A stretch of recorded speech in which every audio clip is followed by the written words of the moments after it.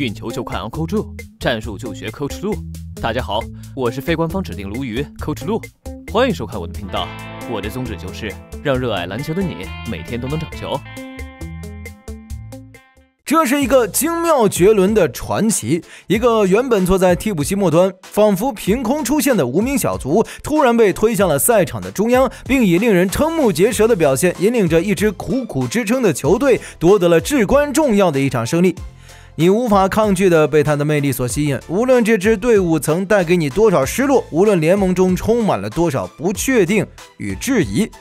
让我们共同追溯那段林来疯席卷全球的日子。正是在纽约尼克斯队即将被 NBA 遗忘的林书豪，一夜之间成为了万众瞩目的焦点。作为一个曾经默默无闻的小角色，他突然之间在赛场上大放异彩，交出了极具震撼力的数据和表现，带领尼克斯队豪取7连胜。而更令人疯狂的是，他的影响力迅速超越了赛场，短短半个月内从默默无闻到风靡全美乃至全球，引发了全民的热烈关注。时至今日，林书豪在林来疯时期的表现仍被视为黄种人后卫在 NBA 所达到的巅峰水准之一。那么林来疯这一传奇现象究竟是如何产生的呢？林书豪在那段时间里又创造了哪些令人惊叹的奇迹呢？今天就让我们一同重温那段激情燃烧的林来疯岁月。时间回溯到2012年2月3日的夜晚，尼克斯队刚刚从波士顿飞回纽约，准备迎接第二天的背靠背比赛。或许其他球员都在为第二天的比赛做准备，但林书豪的心中却充满了未来的不确定。他不知道当晚在哪里过夜，甚至可能因为经济拮据而只能睡在队友家的沙发上。他更不确定的是自己是否还能在尼克斯队在纽约继续自己的篮球生涯。在此之前，林书豪的职业生涯轨迹似乎早已被定格为一名饮水机球员。作为哈佛大学出身的2010年落选秀，他凭借夏季联赛的出色表现才勉强敲开了 NBA 的大门。然而他的 NBA 之路却充满了坎坷，他3度被勇士队下放到 NBDL， 又3度被召回，最终难逃被裁的命运。2011年12月，他签约火箭队，但仅仅2周后再次被裁。12月底，尼克斯队将其签下，但不久后又将其下放到了 NBDL。直到2月3日，他在尼克斯队的合同仍然是一份无保障合同，球队随时可能在合同变为完全保障前将他裁掉。然而，若尼克斯2月4日裁掉林书豪，便无林来疯传奇，他可能继续默默无闻，终被遗忘。所幸未发生此事。林书豪凭借努力和才华在尼克斯找到舞台，创造难忘传奇。但上帝爱开玩笑，为林书豪编写独特剧本。2月4日，尼克斯迎战篮网。该届尼克斯东区阵容强大，球迷挑剔且寄予厚望。然赛季深入，轮换球员接连受伤，控卫及无人可用，季后赛希望渺茫。球迷不满战绩，要求解雇教练麦克德安东尼之声日高。在篮网队比赛前夕，尼克斯已经在近13场比赛中输掉了11场。麦克德安东尼的帅位已岌岌可危，于是，在那个夜晚，一方面是实在无人可用，另一方面是考虑到自己和林书豪都面临着失业的困境，麦克德安东尼不如顺水推舟，让林书豪多打了几分钟。然而，这个决定却意外地拉开了林来疯的序幕。林书豪首节替补登场，前3节表现平平得13分，末节爆发7投5中得12分，全场25分5篮板7助攻，2次关键抢断助尼克斯逆转篮网，球迷高喊其名，传遍纽约及东方。林书豪为何爆发？背后是不懈努力和对篮球的热爱。他本就实力不足，大学时是 KUSI 奖候选人，以突破技巧和大局观闻名。林书豪在勇士和尼克斯早期生涯中面临的最大困境是上场机会少。哈佛篮球不强，他 NCAA 表现未引人注目，且勇士时期战术体系不支持他。但在对阵篮网的比赛中，他获得足够上场时间，且尼克斯主教练的战术与他技术特点契合，迎来爆发。他擅长挡拆战术，一战成名后备受关注。12月6日对阵爵士，他首发出场，面对全明星后卫表现出色，成为尼克斯绝对核心。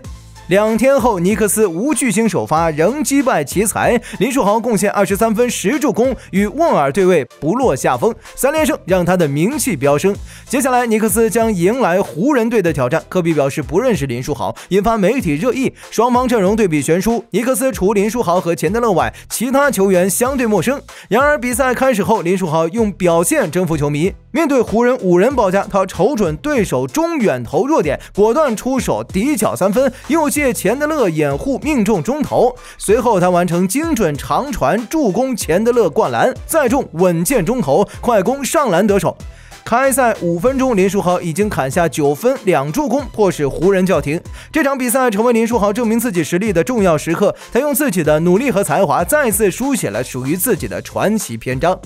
暂停后，湖人双塔调整防守，加索尔跑动换防解阻林书豪，显示了对他的高度重视。林书豪聪明回应，传球给控卫掩护人，完成助攻。第二节，湖人防守依旧，加索尔防守有效，林书豪投篮机会少且失误，开始尝试奇招。他利用钱德勒挡拆突破加索尔，展现巅峰速度和爆发力，还有突破菲尔后高难度转身中投，以及过掉费舍尔上篮，虽非常规操作却收意外效果。下半场湖人继续压缩林书豪突破空间，他只能抓转换进攻，拼速度找传球机会，如突破吸引围剿后分球给香波特打成2+1，但非长久之计，一失误，且队友仍选择突入内线，让湖人重兵内线，林书豪面临严峻挑战，需继续寻找破解之策。因此尼克斯队虽有不少控卫机会，但得分效率并不高，所以在关键时刻林书豪还得亲自动手解决问题。他先是踩着3分线直接干拔跳投，球进之后他自己都兴奋地鼓起掌来，随后在2次进攻中，他在底角接到球就果断出手，命中了一个控卫3分。解说员大喊一声棒，瞬间点燃了全场的气氛。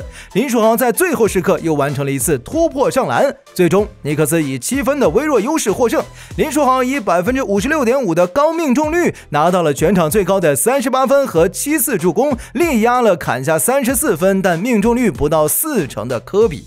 有趣的是，赛后记者问科比给林书豪什么建议，科比却大喊他都快在我头上拿40分了，你还能让我给他什么建议？后来当林书豪加盟湖人时，科比甚至心甘情愿地为他做掩护，至此人们才开始真正相信这个黄种人后卫确实有点东西。对阵森林狼，林书豪稳获20+8，尼克斯5连胜，挑战猛龙，猛龙领先45分多钟。中场前林书豪发威，他3分线外假动作后突入禁区打成2+1，扳平比分。中场前20秒，他跃起3分线外直接出手，0.5秒准绝杀，上演惊天逆转。无名小将林书豪以弱胜强，亚裔身份与激情碰撞，猛龙主场观众为其欢呼，此战成为经典。林书豪名声大噪，成为北美及华语区焦点。当赛季他的个人球衣销量最终冲到了年度第2，仅次于罗斯。他的17号球衣被抢购一空，导致美国人争相去购买尼克斯的7号球衣，然后拿胶布贴成17号以示支持。在这种带动下，尼克斯也在球队球衣销量榜上高居第2。当然，林来疯的风潮还没有结束，绝杀猛龙后，尼克斯又战胜了国王队，直到负于黄蜂才终止了7连胜的势头。在林书豪为尼克斯效力的前10场比赛中，他场均贡献 24.6 分、4.1个篮板、9.2次助攻和 2.4次抢断，超级命中率接近50%。他曾与科比对标，也曾命中绝杀球，妥妥地展现出了巨星控卫的风采。当然，随着赛程的深入，其他球队对他的重视程度也会越来越高。这种高效率的表现不可能维持整个赛季。此后，他也有像钉板封盖罗斯这样的优异表现，但总体来说不如一开始那么炸裂。当赛季他最终出战了35场比赛，出战期间他拿到20胜，但他的真实回合占有率高达 47.3%， 高居联盟第6；传控回合占有率 25.6%， 高居联盟第7；使用率高达 28.1%， 但失误率也高达 21.4%。显然是一位持球型后卫的打法，但缺乏经验，因此优缺点非常明显。比如他的突破和篮下终结能力优秀，但中远投表现却不尽如人意。不过尼克斯的体系和钱德勒顶级蓝领的能力帮了大忙，让他的突分效果变得极为优秀。钱德勒甚至还成为了当赛季的真实命中率第1人。有人好奇，为什么林书豪那神奇的表现没能延续下去？其实这是因为林书豪毕竟是亚裔，在对抗方面并不出色，面对高强度的防守，他的命中率会大幅下降，同时也很害怕对手凶狠的缠绕式防守。另外，他的打法需要大量球权，无球能力相对较弱。当安东尼、小斯等主力复出后，林书豪的球权相应减少，神奇表现也就难以再现。更不幸的是，书豪在3月底遭遇了伤病，导致赛季报销。到了下一个赛季，他转会至火箭队，与哈登的打法更加不兼容。为了适应对抗，他增加了体重，但这也带来了脚踝和膝盖伤病越加频繁的后遗症。虽然亚裔落选秀球员逆袭的故事很精彩，但不得不承认，书豪的天赋在 NBA 级别中只能算一般。具体来说，他的速度顶尖，球商优秀，突破分球和终结能力也能达到首发控卫的水准，但他的中远投，尤其是三分球一直没有太大进步，防守能力也相对一般，再加上他容易受伤，伤病过多，常常在刚找到比赛感觉稍有起色后就遭遇伤情，因此错过了最好的提升期，且从未得到过核心待遇的培养。如果他没有那么多的伤病，我相信他会是个合格的首发控卫。如果一直是德安东尼教练带他，队中没有那么多大牌球员，主打挡拆和防守反击战术，我相信林来疯的风潮也会持续更长的时间。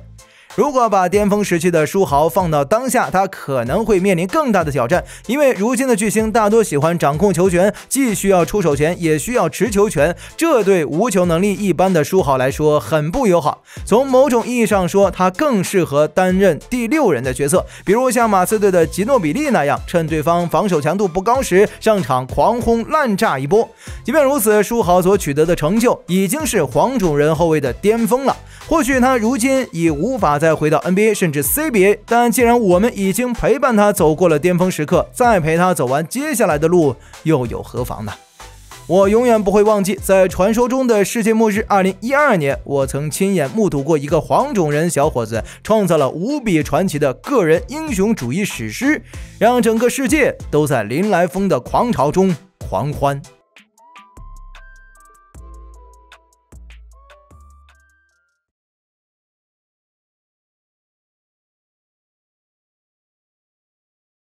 以上就是本期影片的全部内容了。如果你还没看够，想要了解更深度的战术分析，那就点点订阅，卢宇我期待和你一起长球。